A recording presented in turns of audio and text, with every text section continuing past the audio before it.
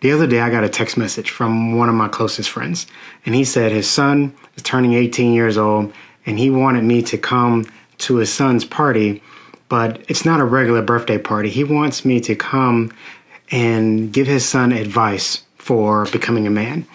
And as I thought about this whole process of, what would I say to my son when he's 18? My son's not quite that old yet, but he's a teenager. He's on his way. And I got really excited because there are many things that I would want to say.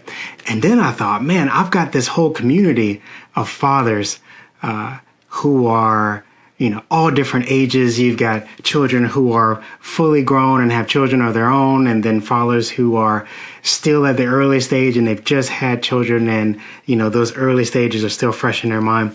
So I thought it would be fun for me to share with you my thoughts on this, because I've got a whole bunch of things, but I decided to just go with the first 5 that come to mind. And then I want you to go down into the comment section and leave some fatherly advice. What would you say to your 18-year-old self? Or what would you say to your 18-year-old son if you had to do it again? Or even if your son who's coming up, what do you want to say to him when he's making that transition? So I want to start by saying the first mistake that I think many people make when they are, between 18 and 25-ish is thinking that this is the prime of my life, and I've got to do everything I can now and get all my success and get all my whatever now and enjoy life now, because when I'm old, I'm not going to be able to enjoy it. And I think that's a fatal mistake, because the decisions you make between 20 and 40 significantly affect your life between 50 and 70. And I want you to just think about what that means for a minute. Your food choices, your health choices, how you exercise, how you take care of your body between 20 and 40 significantly affects your quality of life between 50 and 70. And I'm skipping the 40s for a reason here. I feel like that's a transition stage, right? It's we'll come back to that idea. But just think about that for a moment.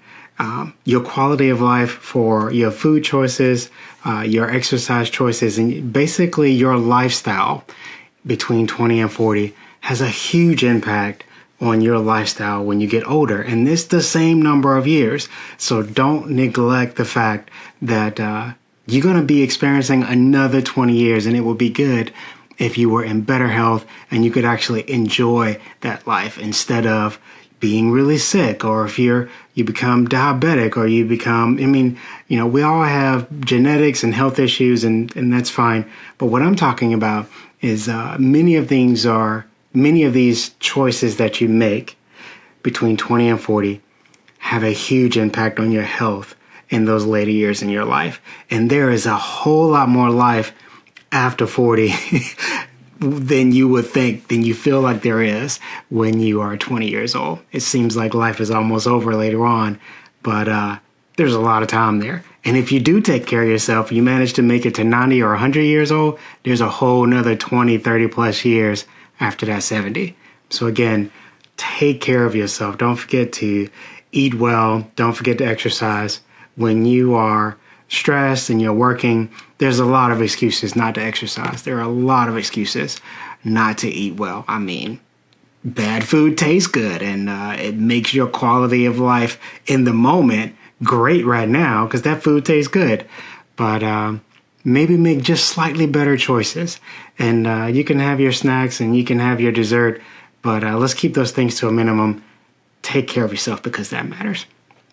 Okay, so related to that is managing your money, because the way you spend your money between 20 and 40 will significantly affect the amount of money and the quality of life you'll have between 50 and 70. It's the same thing. Manage your money. Resist the temptation to just buy everything you can because you have access to money. You got to budget and you got to take care of your finances. If this was my son, we're going to have a lot of time to talk about how to actually go about doing it. But in this sort of short session, I would just be reminding it is extremely important that you have a spreadsheet or some means that works for you that allows you to balance your money and save. Remember to invest in that 50 to 70-year-old version of yourself, because that guy is coming and he matters. And those years are just as important or will be just as important to you as that 20 to 40-year-old version of yourself. Don't forget to take care of that future guy. The next thing is take care of your family. Don't forget those kids matter, man. Your wife matters. When you have work and you've got bills knocking on your door and you've got things pressing you, friends are calling, there are going to be a lot of things in life, especially those things that feel like they're necessary. And when I say feel necessary, I mean, paying your light bill, paying your bills and putting food on the table. Certainly these things matter and you have to do that. But don't forget that when you're old and gray, remember that 50 to 70-year-old version of yourself. And if you're sick, if you have issues in your life, these people who were sending you bills, these people who were demanding your time when you were 20 to 40 years old, they might not even know who you are when you're 50 to 70 years old. But your children will. They're the ones who are going to come see you in the hospital when you're sick. They're the ones who are going to be there when you are on your deathbed and passing away. And don't forget to not only take care of those people, but remember there's the ones who are going to take care of you, right? They matter. They're really important, not just because of what they can do for you, but because this is your creation. You contributed to this. I mean, your wife did most of the work, but you contributed to this, and it matters. You're responsible for taking care of those kids. And don't forget, your wife needs you too. She needs your attention and your time. Which brings me to the next thing. You got to talk to these people. For some reason, men don't want to talk. And that includes me. But you have to be able to say, okay, what did you do today? Make up stuff to talk about. Sometimes you just got to drag it out. You might have been around all day and you know everything they did, but you can still say, hey, what did you do today? Because this is what opens the door for you to have the tougher conversations later when you want to talk about uncomfortable things. If you can't even talk about the basic things, you're never going to be able to talk about, if somebody's hitting on your wife at work and she doesn't know how to tell you about it. And this guy is complimenting her and showering her in love and praise every day. And you're not talking to her at home and she don't know how to tell you about what's going on. This is a stressful situation that you don't want to put her in. And that's just one kind of, extreme example. But the point that I'm trying to make is you can have issues in your family, in your home. It might be in the bedroom. It might be about dealing with the children. It might be about dealing with money, which these are the key stresses in most marriages. It's going to be related to children or money or your relationship between you and your spouse. And there will be other things, but those are the ones that hit the hardest. And you want to be able to talk about those things. So when you have an uncomfortable conversation that needs to come up, you're going to have to figure out how to break that wall and make that conversation happen. I'll tell you what I've done. In my experience, when it's really uncomfortable, sometimes I have found that if you rip off the Band-Aid, and I mean just really rip it off, just say, I need to tell you something that's really embarrassing or really uncomfortable, and I'm struggling to say this to you. But once you say that, the bar has been raised, all the anxiety, you are at peak anxiety and discomfort when those words come out. Everything after that gets much easier. And this is just one of the ways that you can break that wall and start to say what you need to say. Because now that you put it out there, she's going to keep asking until you talk about it. But here's the most important part. If you can do that, she will do it for you. She will respond the same way. Don't you worry. If there's anything in her heart that you need to know about, you'll find out if you do this. What you don't want is for things to keep developing and festering in the background. And then all of a sudden you're filing for divorce papers and you don't even know why you're getting divorced because there's something there and you're not even aware. You're not talking to her about it. Talk to your wife and also talk to your children. But, those things are very similar. And I've talked about talking to your children a lot in previous videos. So I won't dig into that here. I'm mostly just trying to share with you the highlights here. All right. There's one more thing I need to tell you, and that is choose your wife wisely. If you are just looking at her hips and you thinking that she's beautiful and there's nothing else, I can promise you, that will disappear with age, my friend. And if you have any doubt about how she's going to change over time, look at someone who's had 2 or 3 children. Look at her mother, look at her grandmother, and you'll have a good idea of where this is going. Now listen, I realize that that's going to make a lot of you very uncomfortable. And certainly there are attractive women who are 40, who are 50, who are 60 years old. There are attractive women who've got 5 and 6 children. The most important thing I'm trying to tell you here is don't put all your energy in looking for someone who's just appealing to your eyes, because there is so much more to marriage. The plan is to be with this person for the rest of your life, right? There are going to be a lot of situations, a lot of stressful situations where things are difficult. Life is not always pleasant and fun, and everything is not a holiday. You've got to work, and she's got things to do, and there'll be children to take care of, and you're going to have stressors like bills that we talked about before, and you need someone who can handle the difficult times as well as the good times, and somebody you enjoy being around, even if they don't look the way they did when you got married. And don't forget that as they get older, their opinions change, and so do yours. So even though the personality is going to stay relatively similar, you get older, you get wiser, your opinions change about things.